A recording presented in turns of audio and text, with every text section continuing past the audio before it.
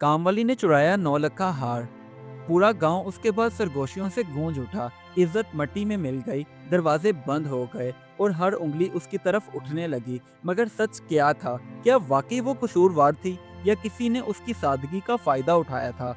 आज की कहानी है कामवाली का 9 लाख का हार। एक ऐसी हकीकत जो हमें जल्दबाजी के फैसलों से बचना सिखाएगी। गांव में एक जैनब नामी काम वाली रहती थी। उसके शोहर ने उसे कई सालों पहले ही छोड़ दिया था। अब वो अपने बेटे का वाहिद सहारा थी। इसी वजह से वो अपने घर का खर्च चलाने के लिए लोगों के घरों में सफाई का काम करती थी। एक दिन जैनब की मालकन ने एक बहुत ही कीमती 9 लाख का हार खरीदा। अब उससे बर्दाश्त नहीं हो रहा था कि किसी को मालूम नहीं है कि उसके पास इतना कीमती हार है। बस इसीलिए उसने अपनी सहेलियों को बुलाया और फखर से उसे अपना हार दिखाने लगी। जब उसकी सहेलियां चली गईं, तो वो अपने किसी काम में मसरूफ हो गई। अब ज़ैनब उसके कमरे में साफ सफाई करने के लिए गई, तो ज़ैनब की नज़र भी उस कीमती हार की तरफ पड़ी। मगर ज़ैनब ने कुछ देर देखने के बाद अपनी नज़र को झटक लिया और अपने काम में फिर से मसरूफ हो गई। शगुफ्ता बीबी की मसरूफियत को कई घंटे गुजर गए और ज़ैनब उसके कमरे की साफ सफाई करती रही। लेकिन उसने हार की तरफ देखा ज़रूर था, मगर उसने उसे चुराया बिल्कुल भी नहीं। शाम के करीब जब ज़ैनब का काम खत्म हुआ, तो वो वापस अपने घर चली गई। उधर शगुफ्ता बीबी को जब वक्त मिला, तो वो वापस अपने कमरे में आई। मगर ये क्या, उसका वो 9 लाख का हार वहां पर मौजूद ही नहीं था, जबकि ज्वेलरी बॉक्स खाली पड़ा हुआ था। ये देखकर वो चीख उठी और शोर मचाने लगी।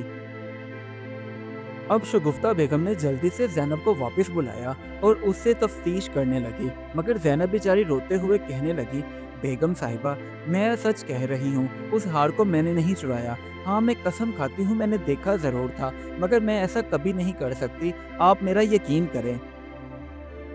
ज़ैनब की मालकिन ने उसकी एक ना सुनी, उल्टा उसे बुरा भला कहा और उसके बाद उसे नौकरी से भी निकाल दिया। यहाँ तक कि उसने ये भी उसे धमकी दी कि तुम जिन घरों में भी काम करती हो, मैं सबको तुम्हारा किरदार बताऊंगी और सबकी सबसे तुम्हारी छुट्टी करवा दूंगी। लेकिन गरीबी उसका जुर्म बन गई। आज किसी ने भी उस पर यकीन न किया, ना शगुफ्ता बेगम ने और ना ही पूरे गांव वालों ने। बल्कि जहां से वो गुजरती, तो सब उसकी तरफ देखते हुए बातें करने लग जाते। हाँ, गरीब है, चुरा लिया होगा हार, क्या पता चलता है।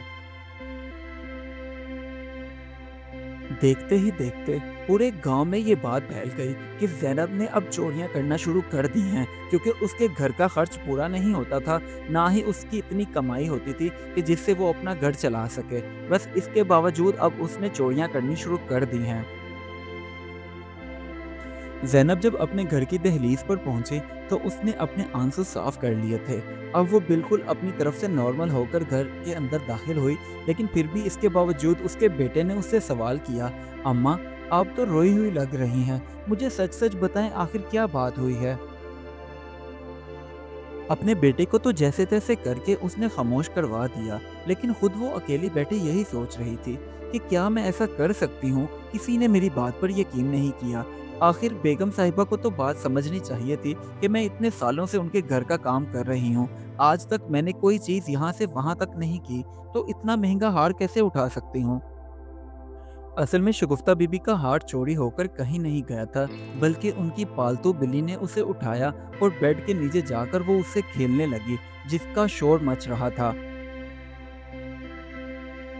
आखिर उस हार का शोर शगुफ्ता बीबी के कानों तक जा पहुंचा, तो वो जल्दी से कमरे में आई और जब देखा, तो बेड के नीचे उनकी पालतू बिल्ली उस हार के साथ खेल रही थी। शगुफ्ता बीबी ने जल्दी से वो हार उठाया और खुश हो गई।